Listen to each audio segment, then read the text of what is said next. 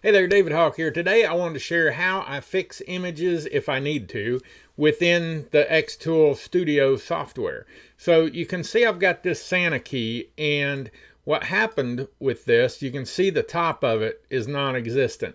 And what happened is I had AI help me make this, and I went through multiple iterations. I just couldn't get it to come out right. My wife actually sent me an xTool article this morning that I just thought was so cool. I'll show you this key. This is the one that xTool had. And the problem with it is I couldn't find any file to download this key and be able to make it.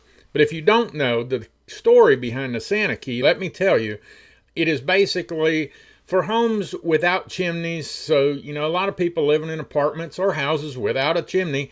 And Santa Claus obviously has a hard time getting in the house when he can't get down the chimney. So the Santa key is actually made so that it's left out and it gives Santa access to the home one night a year, which I just thought was really cool. So I wanted to make the key. Well, there was no file, so I just decided to get AI to help me make a file. And after about 6 different iterations, it was really terrible. It wasn't going well at all. So this is about my 6th time trying to make it, but I really like this version. And, it's got the little SC down here, and you can see all that. But at this one, I've got the rounded top. So I wanted to show you how I did that. So what happened, actually, I think I need to make this. I think I messed up my dimensions because it doesn't matter. I'll show you how to do it. So you come over, and all this is within xTool Studio. It's one of the reasons I really like xTool Studio. It just does so much. So you can grab a circle over here. Let's turn that to engrave. And what I need to do is get that about the right size for this little thing here. That's not it. It'll just go to do whatever you want to do. That looks about right. But obviously I need it to be cut in half. So I'm going to grab a rectangle, come in here, grab both of those, and you can see the box that comes up with the unite. It looks like 2 little squares kind of overlapping. If you come in here and click subtract, you get the half circle. So now I'm here, I'm pretty close, but I need this circle cut out. And what I did earlier, when I had the size and I had not moved it, that circle was about 0.6 inches. So that is, let's just see how close I am on this one. That's pretty close. It's not exact.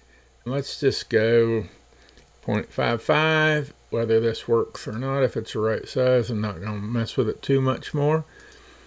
And that looks like looks like it'll work. So now what we do is come up, put this in here, make sure it's about half covered again, and then click it again.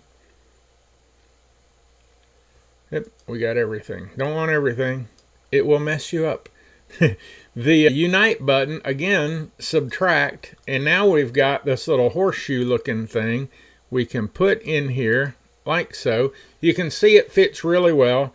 Now what I'm going to do, I'm going to grab the whole thing, group it, and then come in and do this offset. And you could do a trace. It's the same thing. I never use the trace because this one works.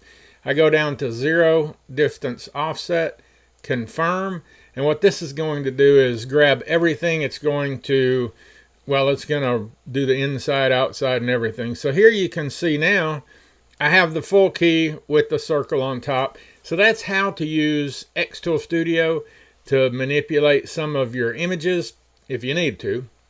So what I'm going to do with this is I'm going to use this as a cut file. I'm going to do another outline on the outside, and then I'm going to paint that red, put it on the back, and have this thing as a Santa key. And I just think it's going to be one of the coolest things ever.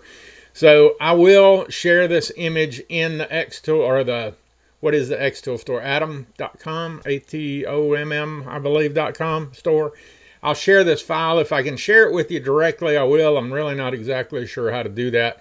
but I'll try and figure that out and put the link into this video description. I'm going to do this with the xTool S1 40 watt, but you could do this with any laser that you can cut with. I'm going to use 3mm Basswood, so if you've got that and you're able to engrave it, cut it, or really just cut it, all this is going to be a cut file. So if you can cut it, then you'll be fine. So that's it, and I hope this video helps you. If you know anybody you think this might be able to help, please share it with them.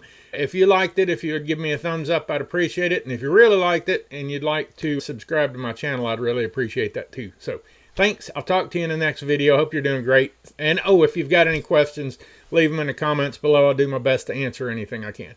Thanks. Get ready for Christmas. Talk soon. Thanks. Bye.